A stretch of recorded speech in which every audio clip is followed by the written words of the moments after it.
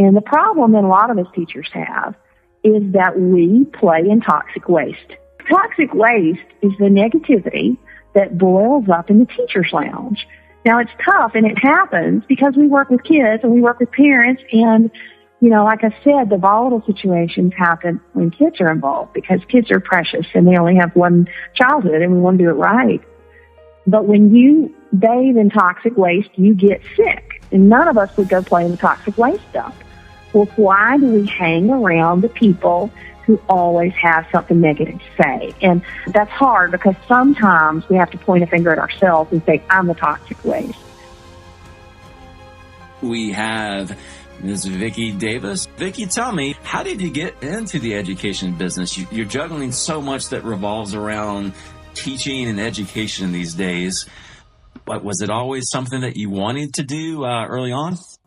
No, I actually had my own business. I was teaching teachers how to use technology, and I was training businesses on how to use technology, and an opening happened at my school, and the curriculum director was acting principal, and she called me over and she said, you would make an amazing high school teacher. And I was like, oh my goodness. But I believe in hearing people out. So I went and had a meeting with her, and she put the hard sell on me. At the time, I had 2 of my 3 kids were at the school. So I told her I would give her a year, and that was 14 years ago. So I am in my 15th year of teaching and love it. That's encouraging to hear that after 15 years, you're still enjoying this.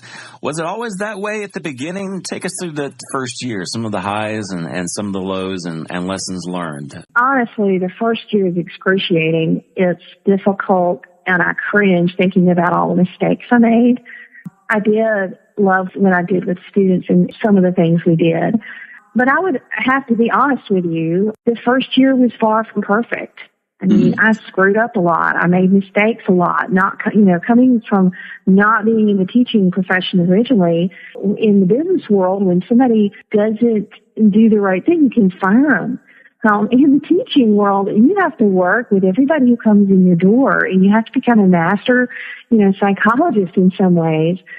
So it was not a smooth transition for me, and I made a lot of mistakes. But the great thing is, I learned that every day I could start over, and I learned a lot that first year. The relationship with the kids was awesome.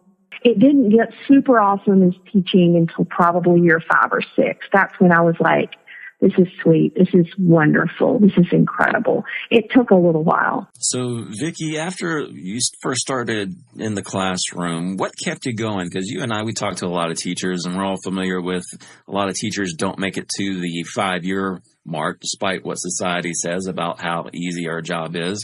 What kept you going in those early years? I knew I was called to it. So when I was in the classroom, I felt this is what I was born to do. So I knew that I had the calling. I knew that we could do incredible things. And my mom and my sister were both high school teachers, so they were my mentors. I called them all the time. They helped me, coached me, helped me learn. I started reading books. Fred Jones' Tools for Teachers saved me. I love that book. There's a whole chapter on behavior management. And when I learned that you don't have to say a word to regain your classroom. You can pretty much do it all with proximity and having the teacher look. You've got it, and Harry Wong, all those procedures came a little bit later. But there's a whole lot of freedom once you have your procedures, once you kind of know what you're doing. So I think pretty quickly I knew I was called. I knew I could improve.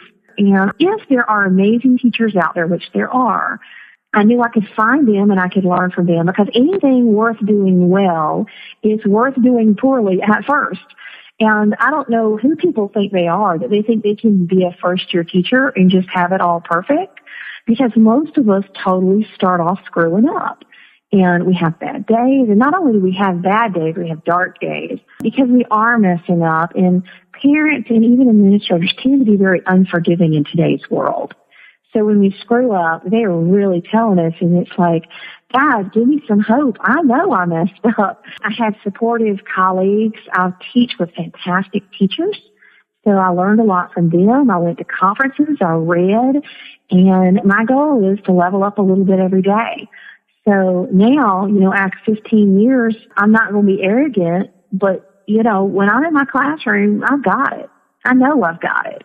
We're covering a lot. We're doing a lot. I love them. We have a great relationship, and we're in the flow, and it's awesome. But it took a while to get there. I just think it's unrealistic for anybody to think, and there are exceptions. There are first-year teachers who just go do amazing jobs and everything's perfect. But most of us mess up.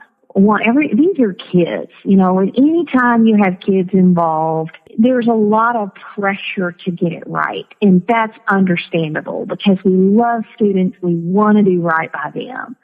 And so if you do something wrong or if you're perceived to be unjust or you mess up, there's not a lot of forgiveness there. I think the mistake that early teachers make is they dig in way too fast.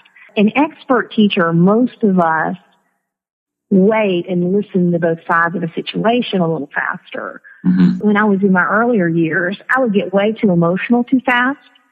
I would get way too upset too fast. And when you get upset and you get angry, you're no longer the adult.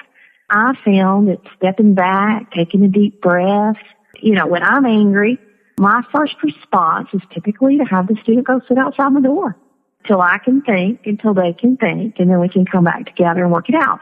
That doesn't happen very often, though. My first year, I probably sent kids to the principal's office, I'd say 40 or 50 times. I've sent a kid to, maybe in the last 3 years, I've sent one child to the principal's office. I just don't have to do it anymore because I've got it under control. So I think that it takes a while to get better. And I do think that new teachers need a lot more support, a lot more encouragement. They need coaching. And then they have a lot of head knowledge. A lot of the teachers coming in were stars in their college classes. Mm-hmm. But there's a difference between the head knowledge and the hand and the foot knowledge and the mouth knowledge of knowing what to say, what to do, and how to do it. There's just a difference there. And books like Todd Whitaker's What Great Teachers Do Differently. And another thing is realizing that it's about relationship. Look those kids in the eye every day, call them by name, see how they're doing, and then you can cover a lot. But if you don't have that relationship, it really is, I hate to be cliche, it really is putting the cart before the horse for them to come in and you start writing a lesson plan. If you haven't connected on a human level or a relational level, you've just got the order all wrong. So I do think it's expectations, but I do think that there's a real difference between doing it in a book and talking about it in a classroom and actually being a teacher. So there's a monstrous difference. Vicki, we talked about expectations, and that's one of the reasons many new teachers are discouraged. Expectations from parents, from administrators, from their students, and even from themselves. And I just want to encourage to our new teacher audience that you're going to make mistakes. It's going to take some time. Vicki used to send students out all the time. Now she rarely does. So, Vicki, I want to talk more about classroom management and discipline. You said having the look and forming student relationships has helped you. What else have you learned about classroom management and discipline that you can share with our audience? I'm a huge Harry Wong fan, and the first thing is to make sure you have your classroom procedures. Does everything flow? If you've got the flow, then you can get to everything else. Do they know where to turn the paper in? Do they know where to turn the online stuff in? I use an online learning management system called Haiku Learning, so they always know where everything goes, and we have all that down. I also have them be able to ask for my help in a wordless way. I think you should eliminate all unnecessary verbal conversation so you can talk about the content. Like, for example, every computer has what we call a station card. And there's a little kind of slot above the computer that I just made with these business card holder things. They slide it in, and if it is green, that means everything's good. If it is red, it means I'm totally stuck. Nothing's right. They flip it over to yellow if they want to ask to be excused, and then they have a procedure for that. And then blue means I just want to talk. And I added that this year. And that's kind of different. Red means I'm stuck, but blue means I want to talk about grade. I got something I'm curious about. Hey, I have this great idea. We want to talk. And they just flip their card, and I can see at a glance if there's anybody who's stuck. If I look at my classroom and I see, okay, we use the input method of teaching. So they're watching a video, how to do this software or whatever. And if they finish the video and I all of a sudden see half the room turn red, okay, I've got a problem and I need to handle that as a class. A red flag is kind of like if you were rafting down the Nottahala River, which I do every summer. They tell you that when somebody's in the water, that is a red flag for every single person that's around to try to get that person back in the boat immediately. And so we view a red card the same way. That's a signal for everybody to help that person get back in the boat and get back on course immediately. So just that in my technology classroom makes such a huge difference. I've got lots of other little tricks that I use, but having a wordless way to ask for help is just such a fantastic way to focus on what you're actually trying to teach. And I know some teachers do it mostly in elementary classrooms, but I really think it should be in every classroom. There's so much we can learn from other teachers, and that's why I'm really encouraged to see other teachers doing podcasts out there. And Vicki, let's conclude with this. There's probably some discouraged teachers out there who are probably dreading going back to work for the second half of the school year. Any encouragement you can throw at them as we end the show? My second book, Reinventing Writing, I talked about a concept that a lot of teachers seem to be liking because they're emailing me. And that's called Innovate Like a Turtle. So that's my strategy of innovation, which does not sound fancy or snazzy at all. And it's just innovate a little bit every single day. So I always have my next 3 things I'm going to learn. I take 15 minutes twice a week to read my Feedly and to read all the stuff that kind of keep myself updated.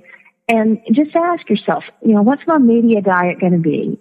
What are the things I'm going to pay attention to that are going to make me a more excellent person? Because you become like those people who you are surrounding yourself with. And the problem that a lot of us teachers have is that we play in toxic waste. Toxic waste is the negativity that boils up in the teacher's lounge. Now, it's tough, and it happens because we work with kids and we work with parents, and like I said, the volatile situations happen when kids are involved because kids are precious and they only have one childhood and we want to do it right. But when you bathe in toxic waste, you get sick. And none of us would go play in the toxic waste dump.